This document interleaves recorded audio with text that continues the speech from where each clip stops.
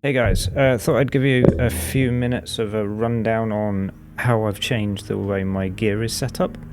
Clearly you can see the mixing desk now. That was underneath the desk, underneath the worktop, and it wasn't really part of the stuff that I tweaked on the fly for previous bits of music.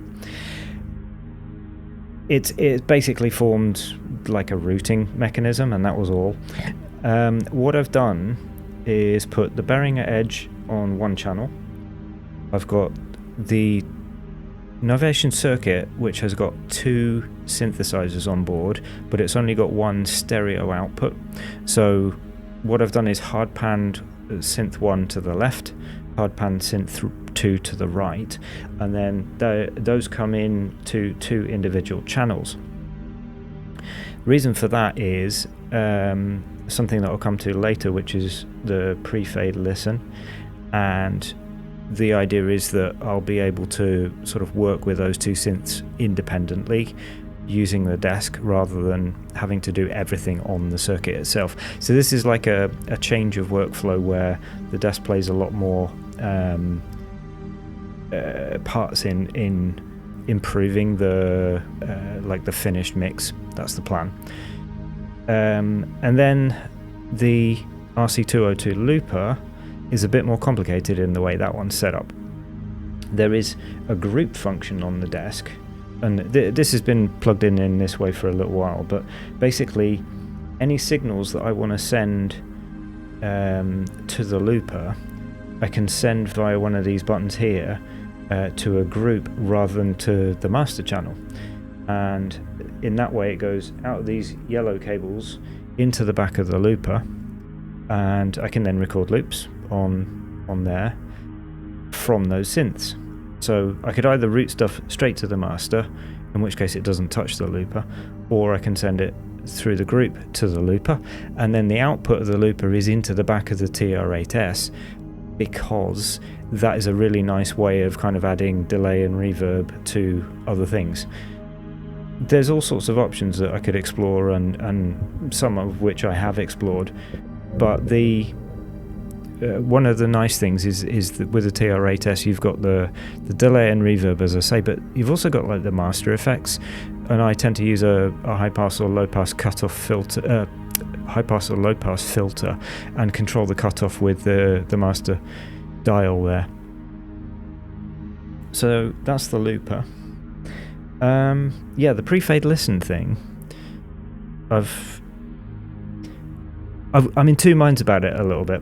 The plan is that instead of doing what I've always done, which is just literally kind of randomly stabbing in a few notes on one of the synths, and then just quietly introducing that to the mix, and if it sounds great then I'll go with it. If it doesn't, I'll try and tweak it, or I'll just kind of like fade it back down again and try and pretend that it never happened. That gives me some really great happy accidents sometimes, but other times it just completely derails me. So it's just a stylistic choice. I found that it's a really good way of kind of keeping things going, is just to have to accept the fact that this is the sound that's come out and I'll just roll with it. But in an effort to kind of create something a little bit more polished, what I can do is turn a fader down for one of the synths, hit the PFL button, and then the headphones will only play what that synth is playing, but it won't go through to the master output, so it won't be recorded on the mix. I can then change what the synth is doing, and then sort of like turn the fader up again a little bit and bring it into the mix that way, only when I know that it's what I want to sound, what I want it to sound like.